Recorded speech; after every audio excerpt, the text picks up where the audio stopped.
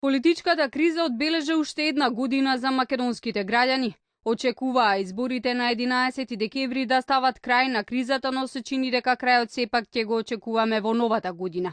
Неминовно е да се каже дека политичките случувања се оние кои ја одбележаа годината во заминување, од неуспешните преговори на 15 јануари за предвремени избори на 24 април, кога не успеа обидот на еврокомесарот Јоханес Хан да ги усогласи ставовите на партиските лидери.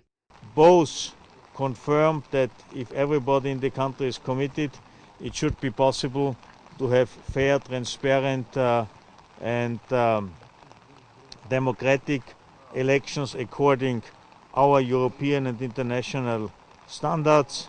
По ова Македонија ја чекаше оценката на меѓународната заедница за тоа дали се исполнети условите за избори. На 20 февруари, часови пред да стапи на сила одлуката на собранието за негово распуштање, амбасадорот на САД Джейс Бейли објави: условите за избори не се исполнети. Изборниот ден се помести за 5 јуни. Председателот Ѓорѓи Иванов со цел да им даде чист старт на политичките лидери и функционери во пресрет на изборите и да ја намали тензијата, на 12 април донесе одлука за аболиција на 56 лица. Ефектот што Иванов го очекуваше не беше постигнат. Одлуката беше причина за повеќе месечни протести, а и аргумент плюс за опозицијата да бара ново одложување на веќе закажаните избори.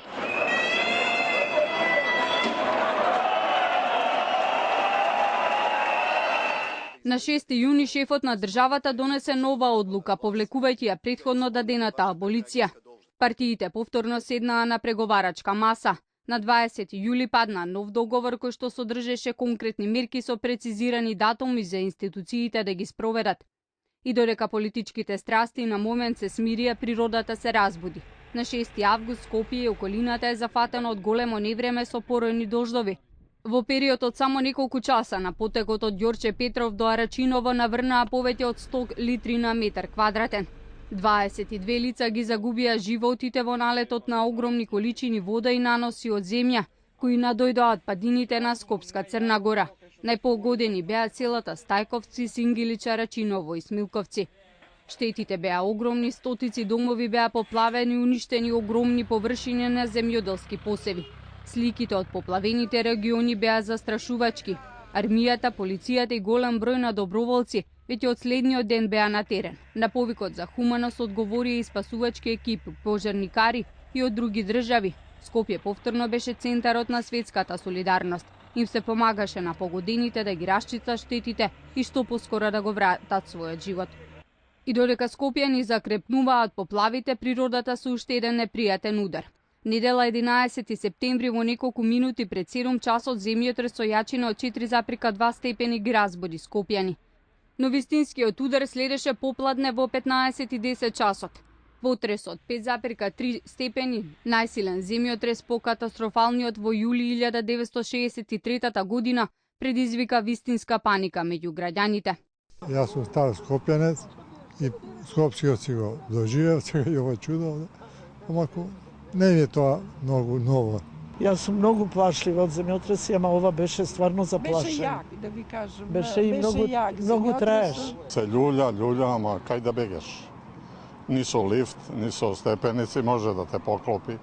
Ама сега е смирено. Па ќе видиме до вечерва како ќе. На кој спрат живеете? На 11. Вкупно 9 потреси регистрираа сеизмолозите тој ден.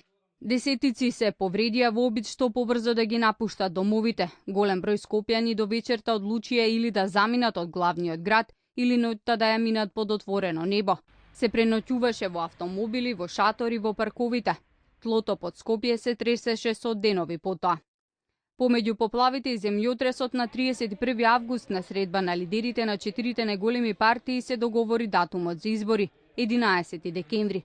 Партиските каравани на 21 ноември ја стартуваа предизборната кампања. Повеќе од 66% од запишаните гласачи во избирачкиот список излегоа на избирачките места. ВМРО ДПМН освои најголем број гласови и пратенички места. Опозицијската СДСМ ги загуби изборите со разлика околу 20.000 гласови, обезбедувајќи 49 пратенички седишта во парламентот. Своји пратеници обезбедија и ДУИ, БЕС, Алијанса за албанците и ДП. Но ни се сите политички случувања имаше и денови на радост и гордост. Спортистите најголем дел заслужни за нив. Најдобриот македонски автомобилист Игор Стефановски Иџе стана национална гордост со победата на Имола на 2 октомври. 10 дена подоцна младинската фудбалска репрезентација со победа над Шкотска обезбеди пласман на Европското фудбалско првенство до 21 година. Една од позитивните работи кои што се случија на Македонија годинава е и падот на невработеноста на историско рекордно ниво од 23,4%.